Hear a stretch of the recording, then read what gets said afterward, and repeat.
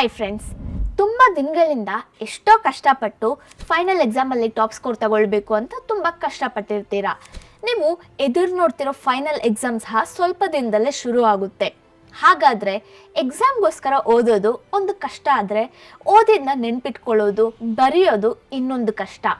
ಓದಿದ್ದು ನೆನಪಿರಬೇಕು ಅಂತ memory ಪವರ್ನ improve ಮಾಡ್ಕೊಳ್ಬೇಕು ಅಂತ ನಿಮ್ಮಲ್ಲಿ ಎಷ್ಟೋ ಜನ ಪ್ರಯತ್ನ ಮಾಡ್ತೀರಾ. ಹೆಲ್ದಿ ಮೈಂಡ್ಸೆಟ್ಗೆ ಬೇಕಾದ ಎಲ್ಲ ಅಭ್ಯಾಸಗಳನ್ನ ಸಹ ಫಾಲೋ ಮಾಡ್ತಿರ್ತೀರಾ. ಆದರೂ ಸಹ ನಿಮ್ಮ ಮೆಮೊರಿ ಪವರಲ್ಲಿ ಅಷ್ಟೊಂದು ವ್ಯತ್ಯಾಸ ಕಾಣಿಸಿರಲ್ಲ. ಅದಕ್ಕೆ ಕಾರಣ ನಾವು ಕಲ್ತ್ಕೊಳ್ಳೋ ವಿಷಯನ ಎಫೆಕ್ಟಿವ್ ಮೆಥಡಲ್ಲಿ ಕಲ್ತ್ಕೊಳ್ದೇ ಇರೋದೆ. ನಾವು ಯಾವುದಾದ್ರೂ ವಿಷಯವನ್ನು ಯಾವ ಮೆಥಡ್ನ ಮೂಲಕ ಕಲ್ತ್ಕೊಳ್ತಿದ್ದೀವಿ ಅನ್ನೋದ್ರ ಮೇಲೆ ಆ ವಿಷಯ ನಮ್ಮ ಬ್ರೈನಲ್ಲಿ ಆ ವಿಧದಲ್ಲಿ ಸ್ಟೋರ್ ಆಗುತ್ತೆ. ಹಾಗೆ ಕಲ್ತ್ಕೊಂಡ ಯಾವ ವಿಷಯ ಆದರೂ ನಮಗೆ ಬೇಕಾದಾಗ ಈಸಿಯಾಗಿ ನೆನಪು ಮಾಡ್ಕೊಳ್ಳೋಕ್ಕೆ ಆಗುತ್ತೆ. ಸೊ ನೀವು ನಿಜವಾಗ್ಲೂ ಮೆಮೊರಿ ಪವರ್ನ ಇಂಪ್ರೂವ್ ಮಾಡ್ಕೊಳ್ಬೇಕಂದ್ರೆ ನೀವು ಕಲ್ತ್ಕೊಳ್ಬೇಕಾದ ವಿಷಯಗಳನ್ನ ಎಫೆಕ್ಟಿವ್ ಮೆಥಡಲ್ಲಿ ಕಲ್ತ್ಕೊಳ್ಬೇಕು. ಅದಕ್ಕಿಂತ ಮುಂಚೆ ನೀವು ಇವಾಗ ಎಂತಹ ಮೆಥಡಲ್ಲಿ ಎಷ್ಟು ಎಫೆಕ್ಟಿವ್ ಆಗಿ ಕಲ್ತ್ಕೊಳ್ತಿದ್ದೀರೋ ತಿಳ್ಕೊಳ್ಬೇಕು. ನಂತರ ನೀವು ಎಷ್ಟರ ಮಟ್ಟಿಗೆ ನಿಮ್ಮ ಮೆಮೊರಿ ಪವರ್ನ ಯೂಸ್ ಮಾಡ್ಕೊಳ್ತಿದ್ದೀರಾ ಅನ್ನೋದನ್ನು ತಿಳ್ಕೊಳ್ಬೋದು. ಸೊ ನಿಮ್ಮ ಮೆಮೊರಿ ಪವರ್ನ ನೀವೇ ಸ್ವತಃ ಚೆಕ್ ಮಾಡ್ಕೊಳ್ಳೋಕೆ ಇವಾಗ ನಿಮಗೊಂದು ಟೆಸ್ಟ್ ಇಡ್ತೀನಿ. ಇದು ತುಂಬ ಸಿಂಪಲ್. ನಾನು ಸ್ಕ್ರೀನ್ನ ಮೇಲೆ ಕೆಲವು ಪದಗಳನ್ನ ಹೇಳ್ತೀನಿ. ಅದರಲ್ಲಿ ನಿಮಗೆ ಎಷ್ಟು ನೆನ್ಪಿಟ್ಕೊಳ್ಳೋಕ್ಕಾಗುತ್ತೋ ಅಷ್ಟು ನೆನ್ಪಿಟ್ಕೊಳ್ಳಿ. ಅದೇ ನಿಮ್ಮ test. Facebook, ball, book, car, bottle, bridge, tiger, teacher, pencil, fan, train. ಇವಾಗ ನೀವು ಈ ವಿಡಿಯೋನ ಪಾಸ್ ಮಾಡಿ ಎಷ್ಟು ಪದಗಳು ನೆನಪಿದೆ ಅಂತ ಚೆಕ್ ಮಾಡಿ. ಹಾಗೆ ಎಷ್ಟು ಪದಗಳು ನೆನಪಾಯಿತು ಅನ್ನೋ ನಂಬರ್ಸ್ನ ಕಮೆಂಟ್ ಮಾಡಿ. ಯಾರು ಹೆಚ್ಚು ಪದಗಳನ್ನ ನೆನ್ಪಿಟ್ಕೊಂಡ್ರಿ ಅನ್ನೋದನ್ನು ನೋಡೋಣ. ಮ್ಯಾಕ್ಸಿಮಮ್ 5ರಿಂದ 7 ಪದಗಳು ನೆನಪಿರುತ್ತೆ. ಅದು ಸಹ ಸ್ಕ್ರೀನ್ ಮೇಲೆ ತೋರಿಸಿರೋ ಆರ್ಡರಲ್ಲಿ ಇಲ್ಲದೆ ಇರ್ಬೋದು. ಆದರೆ ನಿಜಕ್ಕೆ ನಮ್ಮ ಬ್ರೈನ್ನ ಕೆಪಾಸಿಟಿ ಇದಲ್ಲ. ಮತ್ತು ನಾವು 10 ಪದಗಳನ್ನ ನೆನ್ಪಿಟ್ಕೊಳ್ಳೋಕೆ ಕಷ್ಟಪಡ್ತಿದ್ದೀವಿ ಅಂದರೆ ಪ್ರಾಬ್ಲಮ್ ನಮ್ಮ ಬ್ರೈನಲ್ಲಿಲ್ಲ, ನಾವು ಕಲ್ತ್ಕೊಳ್ಳೋ ವಿಧದಲ್ಲಿ. ಅವುಗಳನ್ನ ನಮ್ಮ ಬ್ರೈನಲ್ಲಿ ಸ್ಟೋರ್ ಮಾಡೋದ್ರಲ್ಲಿ ಮಿಸ್ಟೇಕ್ ಇದೆ. ಹಾಗಾದರೆ ನಾವು ಓದಿರೋ ವಿಷಯಗಳನ್ನ ಎಫೆಕ್ಟಿವ್ ಆಗಿ ಹೇಗೆ ನೆನ್ಪಿಟ್ಕೊಳ್ಬೇಕು, ಇನ್ನೂ ಫಾಸ್ಟಾಗಿ ಹೇಗೆ ಗುರುತಿಸ್ಕೊಳ್ಬೇಕು ಅನ್ನೋದನ್ನು ಇವಾಗ ತಿಳ್ಕೊಳ್ಳೋಣ. ಫ್ರೆಂಡ್ಸ್, ಈ ವಿಡಿಯೋ ನಿಮಗೆ ತುಂಬ ಅಂದರೆ ತುಂಬ ಹೆಲ್ಪ್ ಆಗುತ್ತೆ. ಸೊ ಎಲ್ಲ ಸ್ಕಿಪ್ ಮಾಡದೆ ಕೊನೆವರೆಗೂ ನೋಡಿ. ಹಾಗೆ ನನಗೆ ಸಪೋರ್ಟಾಗಿ ಎಲ್ಲರೂ ಲೈಕ್ ಮಾಡಿ ಸಾಕು. ಯಾವುದಾದ್ರೂ ಒಂದು ವಿಷಯವನ್ನು ಈಸಿಯಾಗಿ ನೆನ್ಪಿಟ್ಕೊಳ್ಬೇಕಂದ್ರೆ ವಿಜುವಲೈಸೇಷನ್, ಅಸೋಸಿಯೇಷನ್, ಅಟೆನ್ಷನ್, ಈ ಬೇಸಿಕ್ ಥಿಂಗ್ಸ್ ಇರಬೇಕು. ಇವುಗಳ ಮೂಲಕ ನಾವು ಒಂದು ಸರಿ ಓದಿರೋ ವಿಷಯನ ಸಹ ತುಂಬ ದಿನಗಳವರೆಗೂ ನೆನ್ಪಿಟ್ಕೊಳ್ಬೋದು.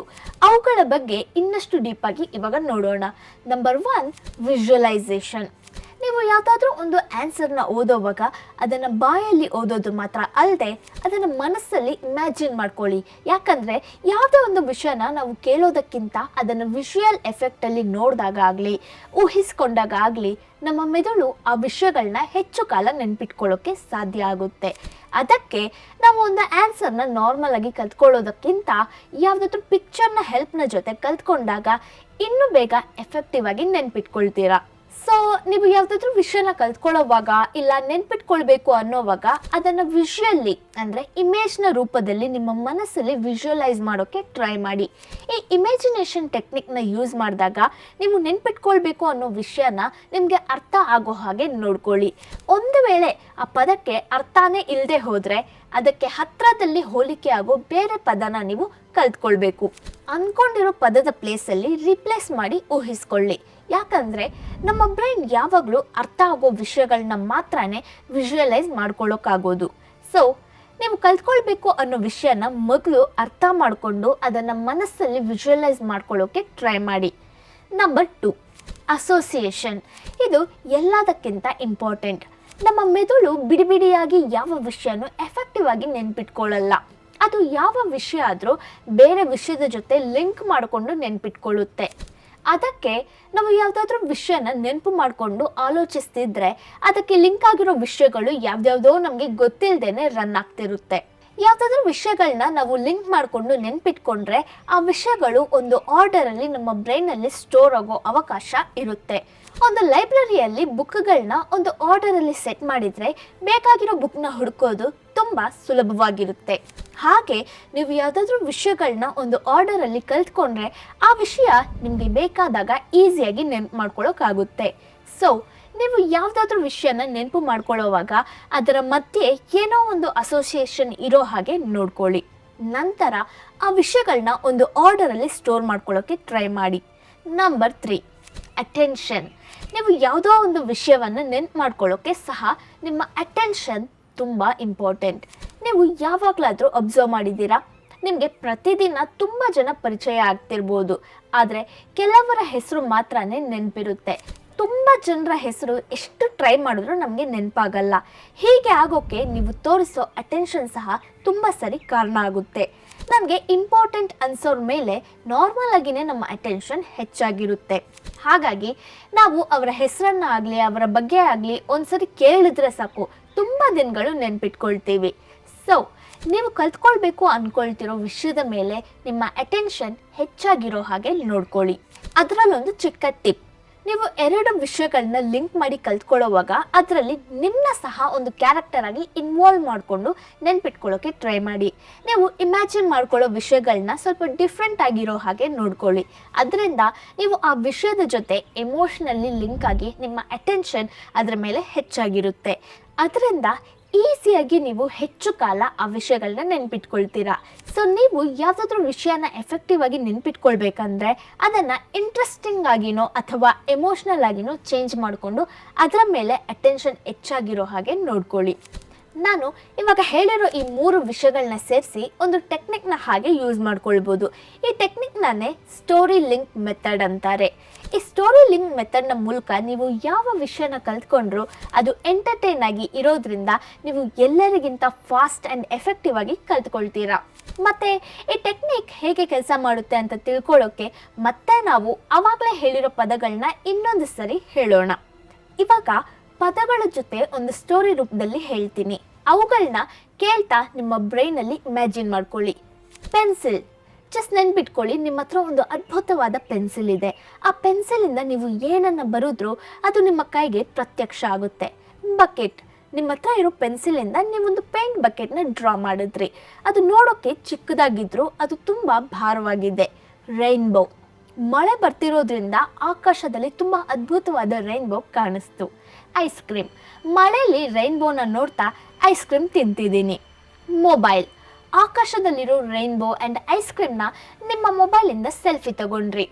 ಬರ್ಡ್, ಮಳೆಯಲ್ಲಿ ನೆಂದ ಒಂದು ಕಲರ್ಫುಲ್ ಬರ್ಡ್ ನಿಮ್ಮ ಕಿಟಕಿ ಹತ್ರ ಬಂದು ಕುತ್ಕೊಳ್ತು. ಅಂಬ್ರೆಲಾ, ನೀವು ಆ ಬರ್ಡ್ನ ನೋಡೋಕ್ಕೆ ಅಂಬ್ರೆಲಾ ತಗೊಂಡು ಆಚೆ ಹೋಗ್ತೀರಾ. ಆವಾಗ ಆ ಪಕ್ಷಿ ಹಾರೋಯ್ತು. ಬಾಲ್, ಅಲ್ಲೇ ಪಕ್ಕದಲ್ಲಿ ಹುಡುಗರೆಲ್ಲ ಕ್ರಿಕೆಟ್ ಆಡ್ತಿದ್ದಾರೆ. ಫ್ಲವರ್, ಅವ್ರು ಕ್ರಿಕೆಟ್ ಆಡ್ತಿರೋವಾಗ ಆ ಬಾಲ್ ಹೋಗಿ ಫ್ಲವರ್ ಶಾಪಲ್ಲಿ ಬೀಳ್ತು. ಅದನ್ನು ನೋಡಿ ಶಾಪ್ ಅವರು ಜೋರಾಗಿ ಕಿರಿಸ್ತಾನೆ. ರಿವರ್, ಮಳೆಯಿಂದ ಬರೋ ನೀರೆಲ್ಲ ನದಿಗೆ ಸೇರ್ತಿದೆ. ಅದನ್ನು ನೋಡಿ ಚಿಕ್ಕ ಮಕ್ಕಳು ಆಟ ಆಡ್ಕೊಳ್ತಿದ್ದಾರೆ. ಡಾಗ್, ಮಳೆಗೆ ಆ ಡಾಗ್ ಚೆನ್ನಾಗಿ ನೆಂದೋಗಿದೆ. ಅದನ್ನು ಗಮನಿಸಿದ ವ್ಯಕ್ತಿ ಅದಕ್ಕೆ ಹೆಲ್ಪ್ ಮಾಡ್ತಾರೆ. ಮಿಲ್ಕ್, ಪಕ್ಕದಲ್ಲಿರೋ ಶಾಪಿಂದ ಸ್ವಲ್ಪ ಮಿಲ್ಕ್ನ ಡಾಗ್ಗೆ ಕೊಟ್ಟರು. ಅದನ್ನು ಕುಡಿದು ಆ ನಾಯಿ ತುಂಬ ಖುಷಿಯಾಗಿ ಓಡೋಯ್ತು. ಇವಾಗ ನೀವು ವಿಡಿಯೋನ ಪಾಸ್ ಮಾಡಿ, ಎಷ್ಟು ಪದಗಳು ನೆನಪಿದೆಯೋ ಚೆಕ್ ಮಾಡ್ಕೊಳ್ಳಿ. ಸೊ ಇವಾಗ ಬಂದಿರೋ ಸ್ಕೋರ್ನ ಕಮೆಂಟ್ ಮಾಡಿ. ನೀವು ಸರಿಯಾಗಿ ನೋಡಿದ್ರೆ ಈ ಸರಿ ನಾನು 12 ಪದಗಳನ್ನ ಹೇಳಿದೆ. ಇವಾಗ ಯಾರು ಬೇಕಾದರೂ 10ರಿಂದ 12 ಪದಗಳನ್ನ ಈಸಿಯಾಗಿ ಹೇಳ್ತೀರಾ, ಅದು ಸಹ ಆರ್ಡರಲ್ಲಿ. ಇದನ್ನು ನೀವು ಒಂದ್ಸರಿ ಮಾತ್ರನೇ ಕೇಳಿದ್ರಿ, ಆದರೆ ಸ್ಟೋರಿ ರೂಪದಲ್ಲಿ ಕೇಳಿದ್ರಿಂದ ನೀವು ಎಫೆಕ್ಟಿವ್ ಆಗಿ ಈ ಪದನ ನೆನ್ಪಿಟ್ಕೊಳ್ತೀರಾ. ಇಲ್ಲಿ ಈ ಪದಗಳನ್ನ ನನ್ನ ಇಮ್ಯಾಜಿನೇಷನ್ ಇಂದ ನಾನು ಹೇಳಿದೆ. ಹೀಗೆ ನಿಮ್ಮ ಇಮ್ಯಾಜಿನೇಷನ್ ಇಂದ ನಿಮ್ಮ ಸ್ವಂತ ಸ್ಟೋರಿನ ನೀವು ಕ್ರಿಯೇಟ್ ಮಾಡ್ಕೊಳ್ಳಿ. ಈ ವಿಜುವಲೈಸೇಷನ್ ಟೆಕ್ನಿಕ್ ಎಷ್ಟು ಎಫೆಕ್ಟಿವ್ ಆಗಿ ಕೆಲಸ ಮಾಡುತ್ತೋ, ನಂತರ ನಿಮ್ಮ ಮೆಮೊರಿ ಪವರ್ ಎಷ್ಟು ಸ್ಪೀಡ್ ಆಗುತ್ತೋ ನಿಮಗೆ ಗೊತ್ತಾಗುತ್ತೆ. ಗೈಸ್, ಈ ಟೆಕ್ನಿಕ್ ಏನಾದರೂ ನಿಮಗೆ ಇಷ್ಟ ಆದರೆ ನನ್ನ ವಿಡಿಯೋಸ್ಗೆ ಸಪೋರ್ಟಿವ್ ಆಗಿ ಜಸ್ಟ್ ಒಂದು ಲೈಕ್ ಮಾಡಿ. ಹಾಗೆ ಇಂತಹ ಇನ್ನಷ್ಟು ವಿಡಿಯೋಸ್ನ ನೀವು ನೋಡಬೇಕು ಅಂದ್ಕೊಂಡ್ರೆ ಚಾನಲ್ನ ಸಬ್ಸ್ಕ್ರೈಬ್ ಮಾಡಿಕೊಂಡು ಪಕ್ಕದಲ್ಲಿರೋ ಬೆಲ್ ಐಕಾನ್ನ ಟ್ಯಾಪ್ ಮಾಡಿ. ಹಾಗೆ ಇನ್ನಷ್ಟು ಈ ರೀತಿಯ ಸ್ಟಡಿ ರಿಲೇಟೆಡ್ ವಿಡಿಯೋಸ್ ಬೇಕಂದರೆ ಎಸ್ ಅಂತ ಕಮೆಂಟ್ ಮಾಡಿ. ನಿಮ್ಮ ಫ್ರೆಂಡ್ಸ್ ಆ್ಯಂಡ್ ನಿಮಗೆ ಗೊತ್ತಿರೋ ಸ್ಟೂಡೆಂಟ್ಸ್ಗೆ ಈ ವಿಡಿಯೋನ ಶೇರ್ ಮಾಡಿ ಸೊ ದಟ್ ಅವ್ರಿಗೂ ಎಕ್ಸಾಮ್ಗೆ ಹೆಲ್ಪ್ಫುಲ್ ಆಗಿರುತ್ತೆ. Thanks for watching. ನಿಮ್ಮನ್ನ ನೆಕ್ಸ್ಟ್ ವಿಡಿಯೋದಲ್ಲಿ ಮೀಟ್ ಆಗ್ತೀನಿ. Until then take care. ಬಾಯ್.